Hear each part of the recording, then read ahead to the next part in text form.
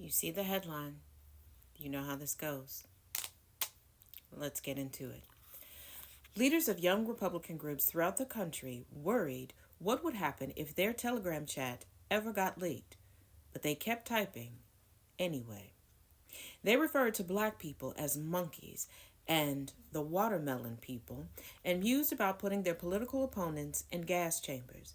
They talked about raping their enemies and driving them to suicide and lauded Republicans who they believed support slavery.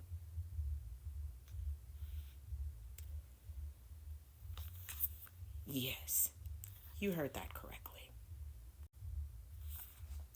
William Hendricks, the Kansas Young Republicans vice chair, used the words NIGGA and NIGGUH, variations of a racial slur, more than a dozen times in the chat. Yes, you heard that correctly.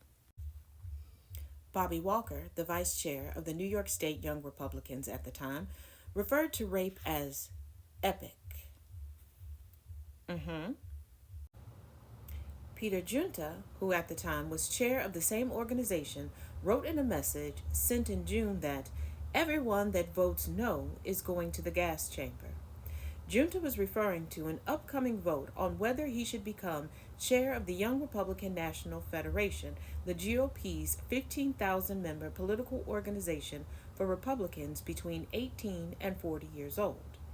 I'm going to create some of the greatest physiological torture methods known to man. We only want true believers, he continued.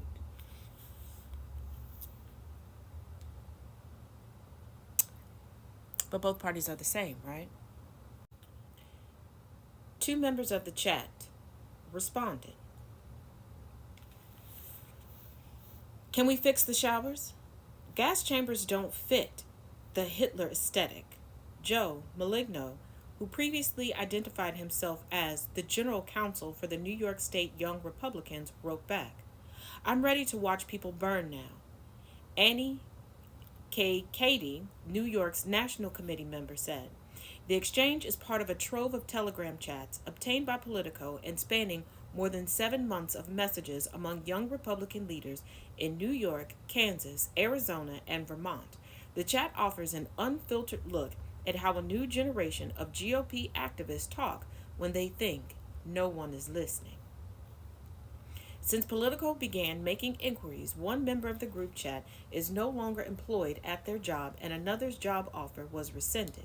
Prominent New York Republicans, including Representative Elise Stefanik and State Minority Leader Rob Ortt, have denounced the chat, and festering resentments among young Republicans are now turned into public recriminations, including allegations of character assassination and extortion. I have an inkling of a feeling that the only reason people are speaking out against this is because they got caught. The 2,900 pages of chats shared among a dozen millennial and Gen Z Republicans between early January and mid-August chronicled their campaign to seize control of the National Young Republican Organization on a hardline pro-Trump platform. Many of the chat members already work inside government or party politics, and one serves as a state senator. But it's the other side that's violent? Interesting. It's the other side that's trying to indoctrinate people? Interesting.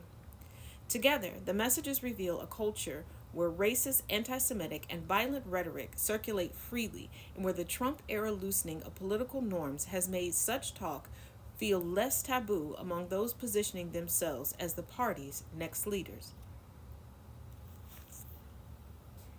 The more the political atmosphere is open and liberating, like it has been with the emergence of Trump and a more right-wing GOP even before him, it opens up young people and older people to telling racist jokes, making racist commentaries in private and public, said Joe Fegan, a Texas A&M sociology professor who has studied racism for at least 60 years. For the last 60 years. He's also concerned the words would be applied to public policy. It's chilling, of course, because they will act on these views. The dynamic of easy racism and casual cruelty played out in often dark, vivid fashion inside the chats where campaign talk and party gossip blurred into streams of slurs and violent fantasies. But you need to be fearful of who again? The chat members spoke freely about the pressure to cow to Trump to avoid being called a rhino, the love of Nazis within their party's right wing, and the president's alleged work to suppress documents related to wealthy financier Jeffrey Epstein's child sex crimes. Trump's too busy burning the Epstein files, Alex Dwyer, the chair of the Kansas Young Republicans, wrote in one instance. Dwyer and Kakady declined to comment. Maligno and Hendricks did not return requests for comment. But some involved in the chat did respond publicly. Junta claimed the release of the chat is part of a highly coordinated year-long character assassination led by Gavin Wax and the New York City Young Republican Club, an allusion to a once obscured war that has now spilled into the open.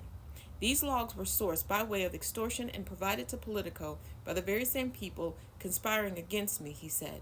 What's most disheartening is that, despite my unwavering support of President Trump since 2016, rogue members of his administration, including Gavin Wax, have participated in this conspiracy to ruin me publicly simply because I challenged them privately.